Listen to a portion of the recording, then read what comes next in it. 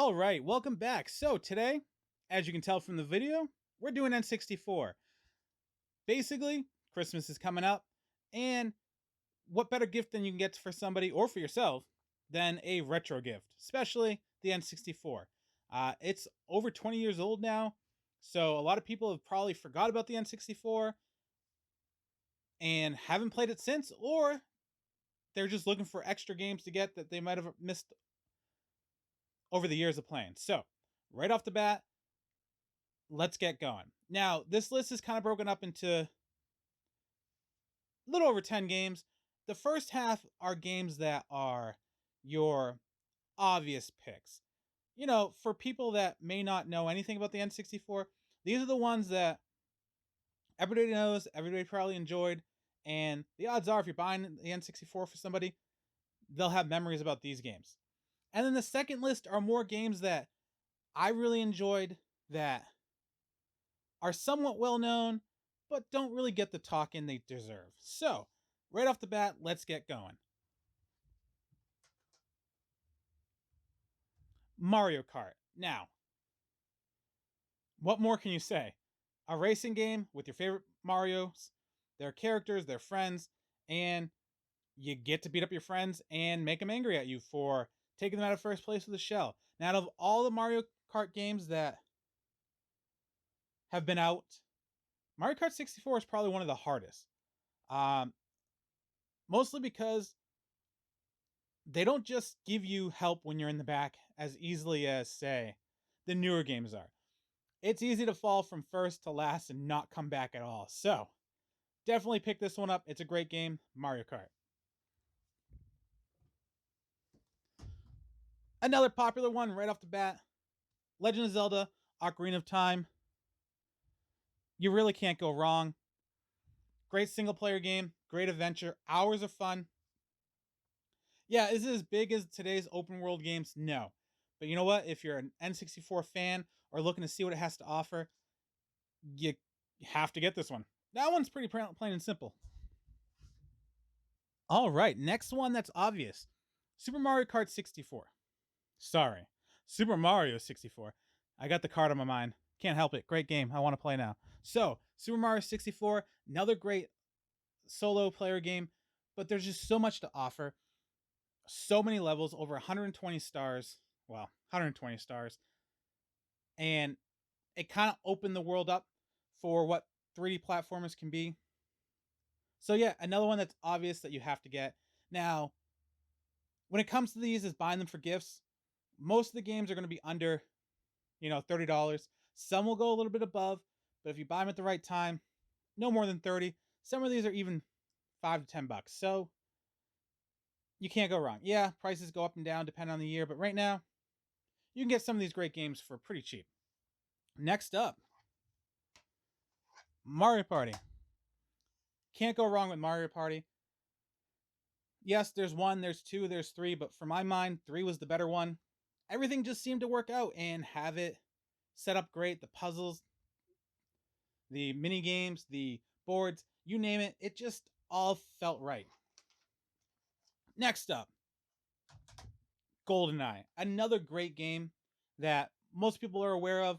Great story mode, great multiplayer. Another one that won't disappoint. And for anything, you can only get this on the N64. So you kind of have to have the N64 to have this game. So you might as well pick up some exclusives.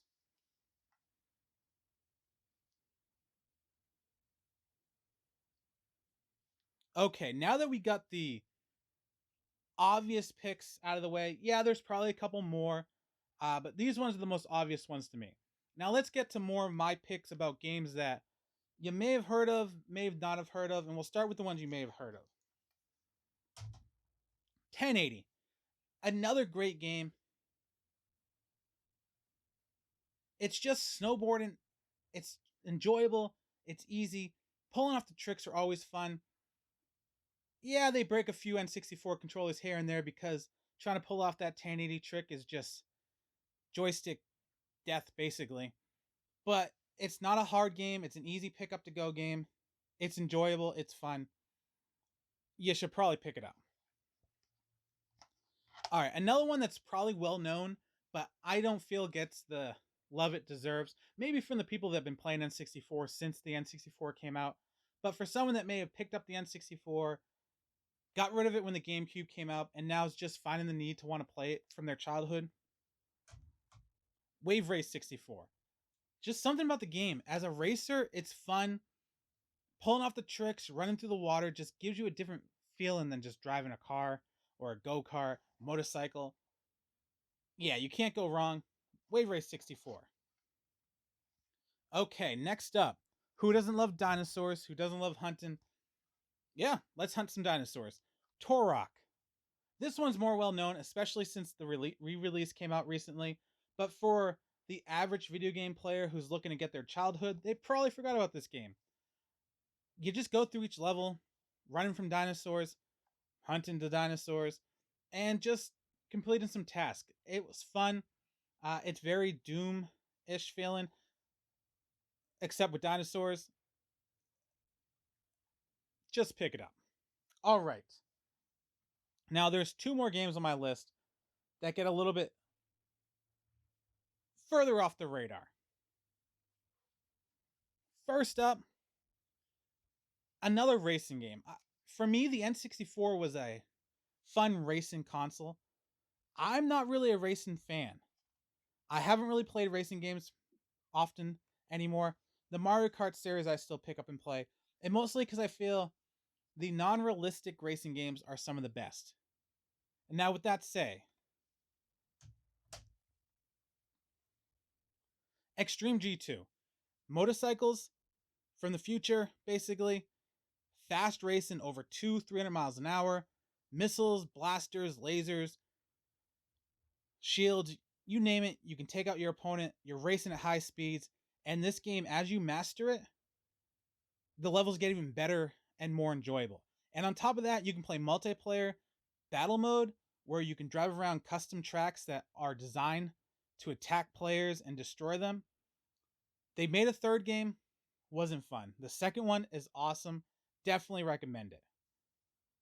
Okay, with that, we have a final game. Probably my favorite on the list that I don't really hear people talk about when they talk about, like, oh, I remember play this game. It's usually your Mario games, your Pokemon games, your Zelda games. And with that said, before we get into it, a couple, you know, honorable mentions. Pokemon Snap was always fun to play.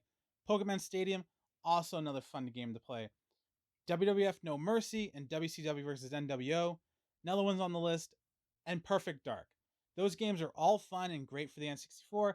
They're just, I had to cut the list somewhere. So with that, our final game.